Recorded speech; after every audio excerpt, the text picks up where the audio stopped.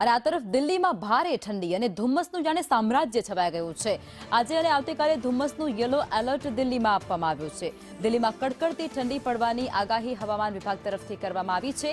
દિલ્હીના કેટલાક વિસ્તારોમાં માવઠું પણ રહી શકે છે। વહેલી સવારે દિલ્હીમાં વિઝિબિલિટી લગભગ શૂન્ય થઈ જાય છે।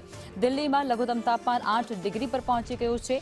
વિઝિબિલિટી ઘટતાની સાથે જ વાહન ચાલકોને સાવધાની વર્તવાની સલાહ આપવામાં આવી છે।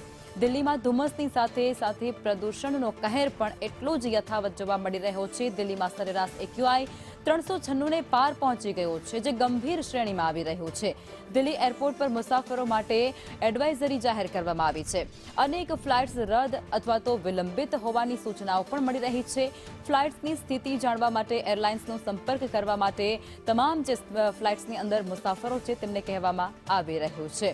દિલ્હીમાં 2 દિવસ ધુમ્મસનું યલો એલર્ટ જાહેર કરવામાં આવ્યું છે। વાહન ચાલકોને સાવચેતી બરતવા માટેની ખાસ સૂચના આપી દેવાય છે, કારણ કે ત્યાંનો એક્યુઆઈ છે જે 390 ની ઉપર એટલે કે 396 ની આસપાસ નોંધાઈ રહ્યું છે અને તેને જ કારણે વિઝિબિલિટી પણ ઘટી ગઈ છે।